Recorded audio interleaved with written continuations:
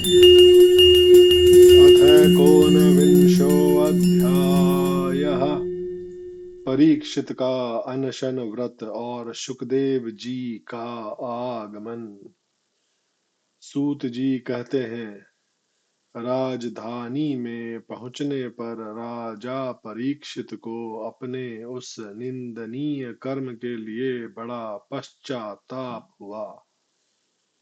वे अत्यंत उदास हो गए और सोचने लगे, मैंने निरपराध एवं अपना तेज छिपाए हुए ब्राह्मण के साथ अनार्य पुरुषों के समान बड़ा नीच व्यवहार किया।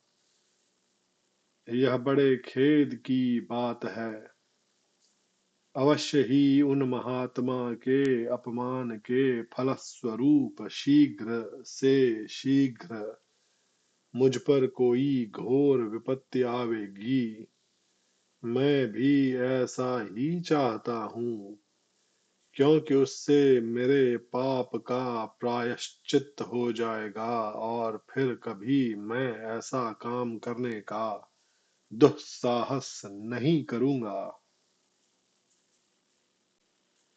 ब्राह्मणों की क्रोधाग्नि आज ही मेरे राज्य, सेना और भरे पूरे खजाने को जलाकर खाक कर दे, जिससे फिर कभी मुझ दुष्ट की ब्राह्मण, देवता और गौओं के प्रति ऐसी पाप बुद्धि न हो। वे इस प्रकार चिंता कर ही रहे थे कि उन्हें मालूम हुआ, ऋषि कुमार के शाप से तक्षक मुझे डसेगा।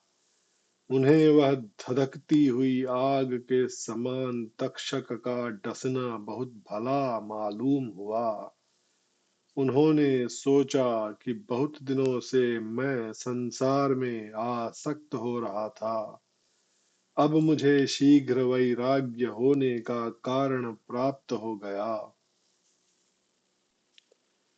वे इस लोक और परलोक के भोगों को तो पहले ही तुच्छ और त्याज्य समझते थे, अब उनका स्वरूपतः त्याग करके भगवान श्री कृष्ण के चरण कमलों की सेवा को ही सर्वोपरि मानकर आमरण अनशन व्रत लेकर वे गंगा तट पर बैठ गए। गंगा जी का जल भगवान श्री कृष्ण के चरण कमलों का वह पराग लेकर प्रवाहित होता है, जो श्रीमती तुलसी की गंध से मिश्रित है। यही कारण है कि वे लोकपालों के सहित ऊपर नीचे के समस्त लोकों को पवित्र करती हैं। कौन ऐसा मरणासन्न पुरुष होगा जो उनका सेवन न करेगा। इस प्रकार गंगा जी के तट पर आमरण अनशन का निश्चय करके उन्होंने समस्त आसक्तियों का परित्याग कर दिया और वे मुनियों का व्रत स्वीकार करके अनन्य भाव से श्री कृष्ण के चरण कमलों का ध्यान करने लगे। उस समय त्रिलोकी को पवित्र करने वाले बड़े बड़े महानुभाव ऋषि मुनि अपने शिष्यों के साथ वहां पधारे। संत जन प्रायः तीर्थ यात्रा के बहाने स्वयं उन तीर्थ स्थानों को ही पवित्र करते हैं। उस समय वहां पर अत्रि, वशिष्ठ, च्यवन, शरद्वान, अरिष्टनेमि, भृगु, अंगिरा, पराशर, विश्वामित्र, परशुराम, उत्तथ्य, इंद्रप्रमद, इद्मवाह, मेघातिथि, देवल, आरिष्टिशेण, भारद्वाज, गौतम, पिप्पलाद, मैत्रेय, और्व, कवश, अगस्त्य, भगवान व्यास, नारद तथा इनके अतिरिक्त और भी कई श्रेष्ठ देवर्षि, ब्रह्मर्षि तथा अरुणादि राजर्षि वर्यों का शुभागमन हुआ। इस प्रकार विभिन्न गोत्रों के मुख्य मुख्य ऋषियों को एकत्र देखकर राजा ने सबका यथा योग्य सत्कार किया और उनके चरणों पर सिर रखकर वंदना की। जब सब लोग आराम से अपने अपने आसनों पर बैठ गए, तब महाराज परीक्षित ने उन्हें फिर से प्रणाम किया और उनके सामने खड़े होकर शुद्ध हृदय से अंजलि बांध कर वे जो कुछ करना चाहते थे उसे सुनाने लगे। राजा परीक्षित ने कहा, अहो समस्त राजाओं में हम धन्य हैं, धन्यतम हैं, क्योंकि अपने शील स्वभाव के कारण हम आप महापुरुषों के कृपा पात्र बन गए हैं। राजवंश के लोग प्रायः निंदित कर्म करने के कारण ब्राह्मणों के चरण धोवन से दूर पड़ जाते हैं। यह कितने खेद की बात है।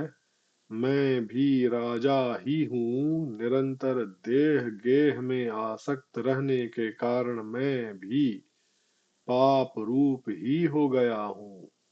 इसी से स्वयं भगवान ही ब्राह्मण के शाप के रूप में मुझ पर कृपा करने के लिए पधारे हैं।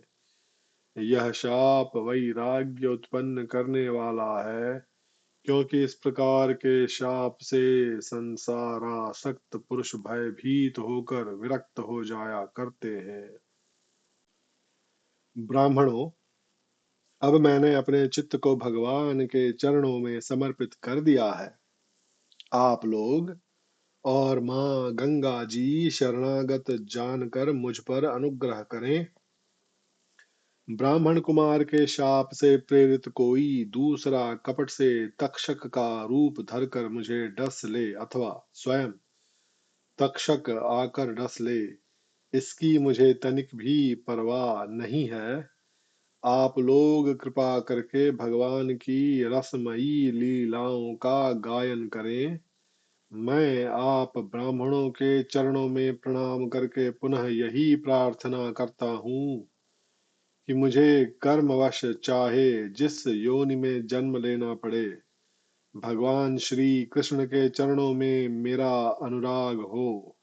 उनके चरणाश्रित महात्माओं से विशेष प्रीति हो और जगत के समस्त प्राणियों के प्रति मेरी एक सी मैत्री रहे, ऐसा आप आशीर्वाद दीजिए। महाराज परीक्षित परम धीर थे। वे ऐसा दृढ़ निश्चय करके गंगा जी के दक्षिण तट पर पूर्वाग्र कुशों के आसन पर उत्तर मुख होकर बैठ गए। राजकाज का भार तो उन्होंने पहले ही अपने पुत्र जन्मे जय को सौंप दिया था। पृथ्वी के एक छत्र सम्राट परीक्षित जब इस प्रकार आमरण अनशन का निश्चय करके बैठ गए, तब आकाश में स्थित देवता लोग बड़े आनंद से उनकी प्रशंसा करते हुए वहां पृथ्वी पर पुष्पों की वर्षा करने लगे तथा उनके नगारे बार बार बजने लगे।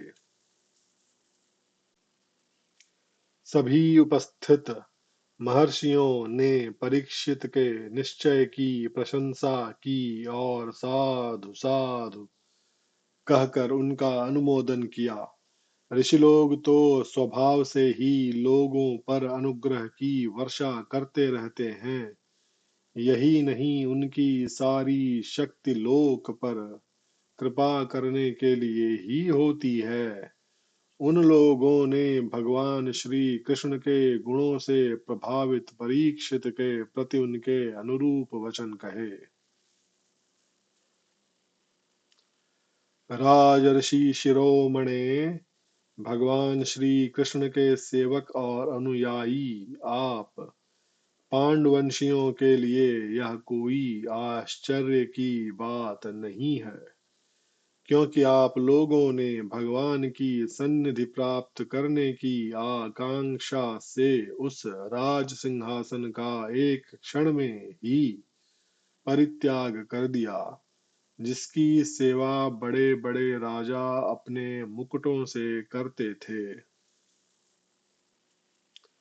हम सब तब तक यहीं रहेंगे जब तक ये भगवान के परम भक्त परीक्षित अपने नश्वर शरीर को छोड़कर माया दोष एवं शोक से रहित भगवत धाम में नहीं चले जाते। ऋषियों के ये वचन बड़े ही मधुर, गंभीर, सत्य और समता से युक्त थे। उन्हें सुनकर राजा परीक्षित ने उन योग युक्त मुनियों का अभिनंदन किया और भगवान के मनोहर चरित्र सुनने की इच्छा से ऋषियों से प्रार्थना की।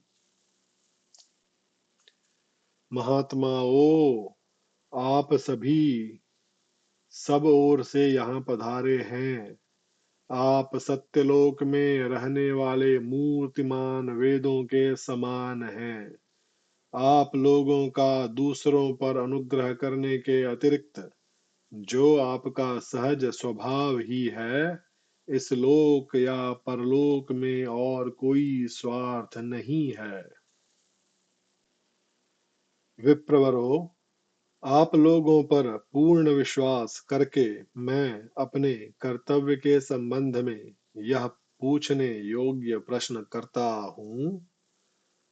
आप सभी विद्वान परस्पर विचार करके बतलाइए कि सबके लिए सब अवस्थाओं में और विशेष करके थोड़े ही समय में मरने वाले पुरुषों के लिए अंतःकरण और शरीर से करने योग्य विशुद्ध कर्म कौन सा है।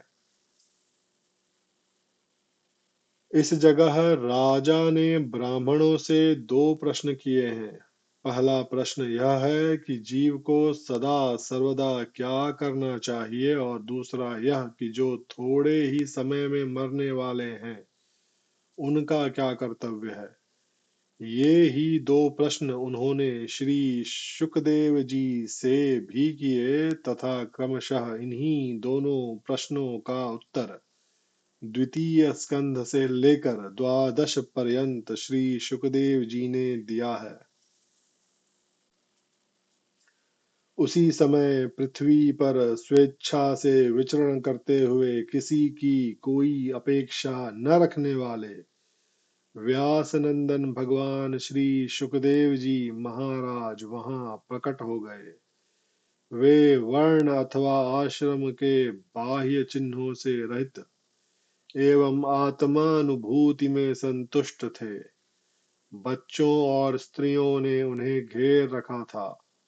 उनका वेश अवधूत का था।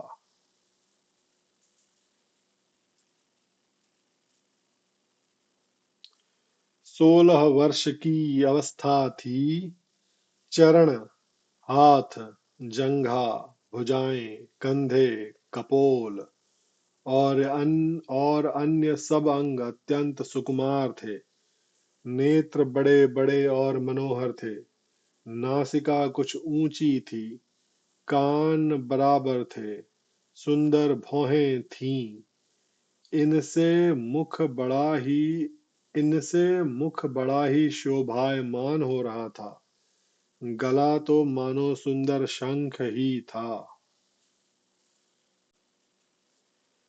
हंसली ढकी हुई छाती चौड़ी और उभरी हुई नाभि भंवर के समान गहरी तथा उदर बड़ा ही सुंदर त्रिवली से युक्त था। लंबी लंबी भुजाएं थीं। मुख पर घुंघराले बाल बिखरे हुए थे। इस दिगंबर वेश में वे श्रेष्ठ देवता के समान तेजस्वी जान पड़ते थे। श्याम रंग था, चित्त को चुराने वाली भरी जवानी थी। वे शरीर की छटा और मधुर मुस्कान से स्त्रियों को सदा ही मनोहर जान पड़ते थे।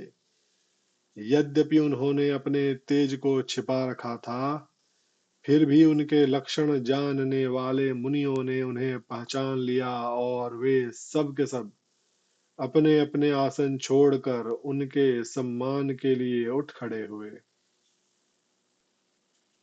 राजा परीक्षित ने अतिथि रूप से पधारे हुए श्री सुखदेव जी को सिर झुकाकर प्रणाम किया और उनकी पूजा की। उनके स्वरूप को न जानने वाले बच्चे और स्त्रियां उनकी यह महिमा देखकर वहां से लौट गए। सबके द्वारा सम्मानित होकर श्री सुखदेव जी श्रेष्ठ आसन पर विराजमान हुए। ग्रह, नक्षत्र और तारों से घिरे हुए चंद्रमा के समान ब्रह्मर्षि, देवर्षि और राजर्षियों के समूह से आवृत श्री सुखदेव जी अत्यंत शोभायमान हुए। वास्तव में वे महात्माओं के भी आदरणीय थे। जब प्रखर बुद्धि श्री सुखदेव जी शांत भाव से बैठ गए, तब भगवान के परम भक्त परीक्षित ने उनके समीप आकर और चरणों पर सिर रखकर प्रणाम किया। फिर खड़े होकर हाथ जोड़कर नमस्कार किया। उसके पश्चात बड़ी मधुर वाणी से उनसे यह पूछा। परीक्षित ने कहा, ब्रह्म स्वरूप भगवन, आज हम बड़भागी हुए, क्योंकि अपराधी क्षत्रिय होने पर भी हमें संत समागम का अधिकारी समझा गया। आज कृपा पूर्वक अतिथि रूप से पधार कर आपने हमें तीर्थ के तुल्य पवित्र बना दिया। आप जैसे महात्माओं के स्मरण मात्र से ही गृहस्थों के घर तत्काल पवित्र हो जाते हैं। फिर दर्शन, स्पर्श, पाद प्रक्षालन और आसन दानादि का सुअवसर मिलने पर तो कहना ही क्या है। महायोगिन, जैसे भगवान विष्णु के सामने दैत्य लोग नहीं ठहरते, वैसे ही आपकी सन्निधि से बड़े बड़े पाप भी तुरंत नष्ट हो जाते हैं। अवश्य ही पांडवों के सुहृद भगवान श्री कृष्ण मुझ पर अत्यंत प्रसन्न है। उन्होंने अपने फुफेरे भाइयों की प्रसन्नता के लिए उन्हीं के कुल में उत्पन्न हुए मेरे साथ भी अपनेपन का व्यवहार किया है। भगवान श्री कृष्ण की कृपा न होती तो आप सरीखे एकांत वनवासी अव्यक्त गति परम सिद्ध पुरुष स्वयं पधार कर इस मृत्यु के समय हम जैसे प्राकृत मनुष्यों को क्यों दर्शन देते। आप योगियों के परम गुरु हैं, इसलिए मैं आपसे परम सिद्धि के स्वरूप और साधन के संबंध में प्रश्न कर रहा हूँ। जो पुरुष सर्वथा मरणासन्न है, उसको क्या करना चाहिए। भगवान, साथ ही यह भी बतलाइए कि मनुष्य मात्र को क्या करना चाहिए। वे किसका श्रवण, किसका जप, किसका स्मरण और किसका भजन करें तथा किसका त्याग करें। भगवत स्वरूप मुनिवर, आपका दर्शन अत्यंत दुर्लभ है, क्योंकि जितनी देर एक गाय दूही जाती है गृहस्थों के घर पर, उतनी देर भी तो आप नहीं ठहरते। सूत जी कहते हैं, जब राजा ने बड़ी ही मधुर वाणी में इस प्रकार संभाषण एवं प्रश्न किए, तब समस्त धर्मों के धर्म मर्मज्ञ व्यास नंदन भगवान श्री सुखदेव जी उनका उत्तर देने लगे। इति श्रीमद्भागवते